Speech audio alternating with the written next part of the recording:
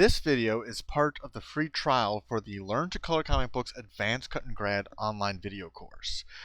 This particular video actually goes over creating special effects. So I thought this would be useful to subscribers of the YouTube channel.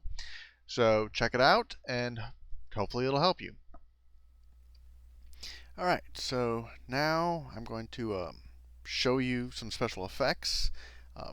Once I've done like the main special effects that I would use, I'm going to show you a few extra options as well that you could do if you wanted to. Alright, so first I'm going to use the special effects setup action. Oops, let's make sure it's on Photoshop. There we go. Alright, and I demonstrated that back in Learn to Color 101. Alright, so first, going to do some color holds. Alright, might as well start with this little energy. I'm going to go make a selection to isolate this part of the line art. Try to make my selections along the edge of the figure to kind of match what the lines should look like, the line width. Alright.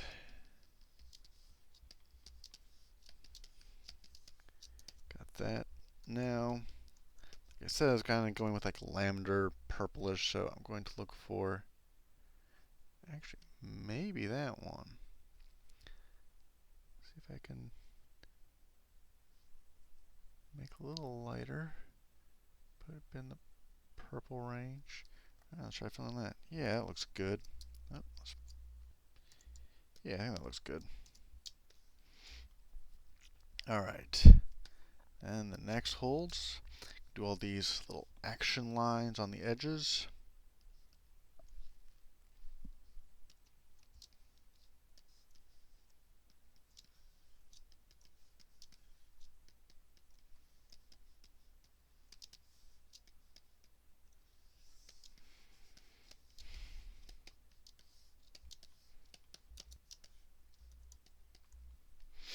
There we go. And I'm going to select a deep orange for that one. Yeah, looks good. So I picked an orange for that to kind of blend in with the background effect that we already created. Alright, now I'm going to go in and do some glows. Oops. Alright. So I'm going to pick like this yellowish orangish color. I'm going to take the brush in a few places here.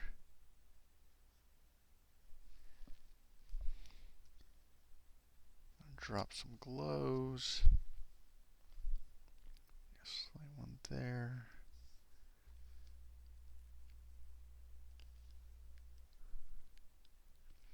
Just so it looks like that little flare is actually shining some light through the figure, or like around the edges of the figure. Very gentle ones on the outside here.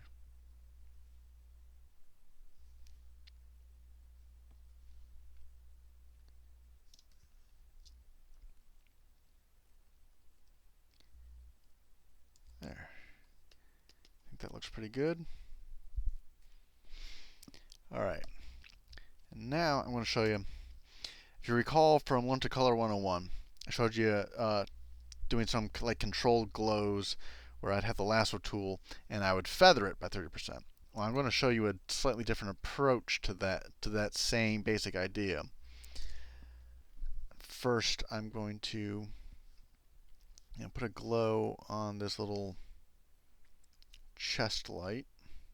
So I'm using just the regular lasso, not feathering it up here, but now I'm going to go underneath Select, Refine Edge.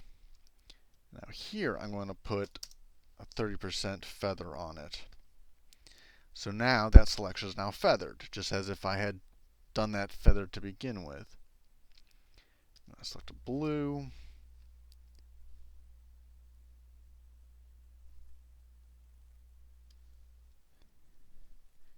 And I'm going to put,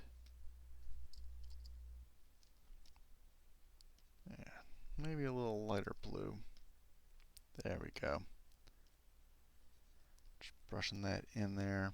Or you could do a fill, but I wanted it to be more centralized. So there's a glow there. Do something similar on his eyes.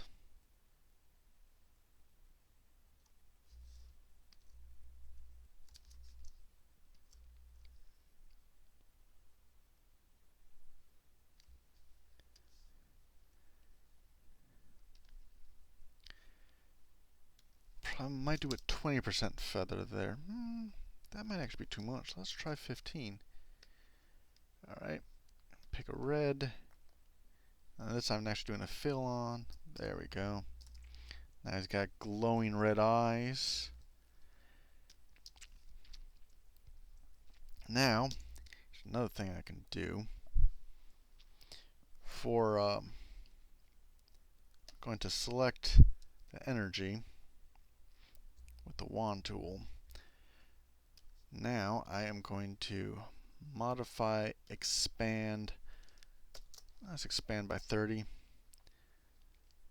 And then from there, I'm going to refine edge and feather it by 30. And then pick a purple. And there we go. That's another way to do it. Now I'm going to go in with the brush, kind of expand some of the glows a little bit. Throw a little there, throw a little there.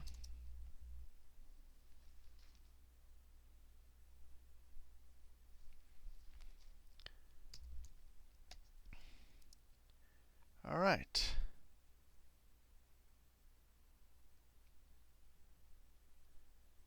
And so this is basically where I would probably leave the special effects. But there are a few other things you could do in these situations that I know other colors would do.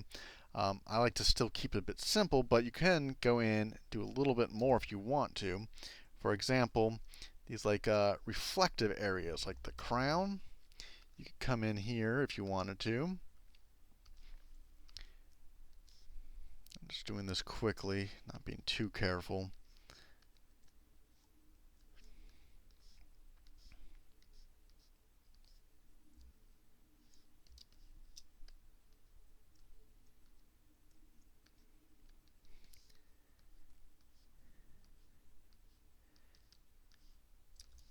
That, pick the brownish color, and then start doing some fills in here. And that can kind of help enhance the reflectability.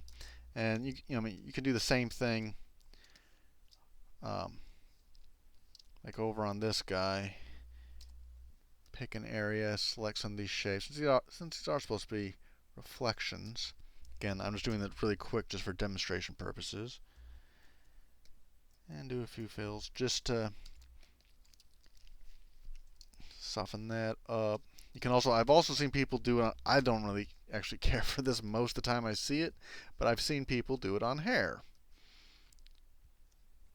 Actually, I think normally they just do the whole hair.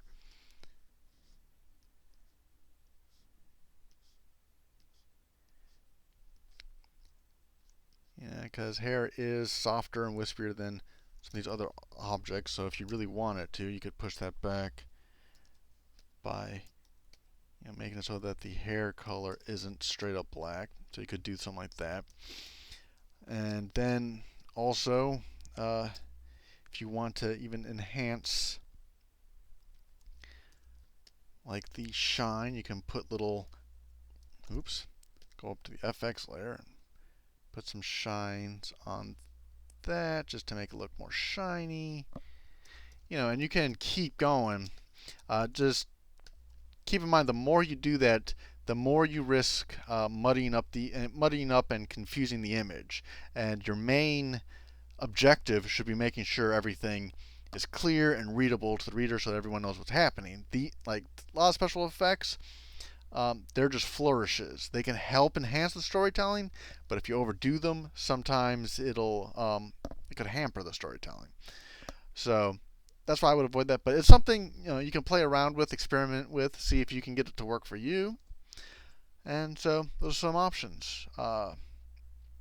So basically there we are done with the special effects video, and basically I've shown you now how to do an advanced cut and grad rendering style, a little bit more advanced than what we did in Learn to Color 101.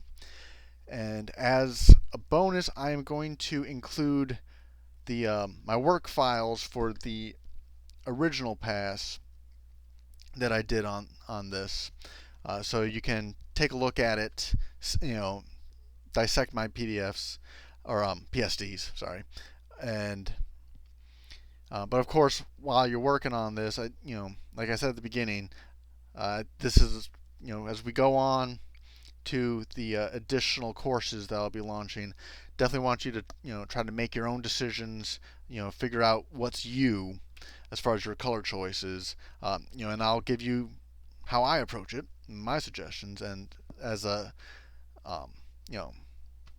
jumping off point. But definitely try to see what comes instinctual to you, and do what make your own decisions and have fun with it.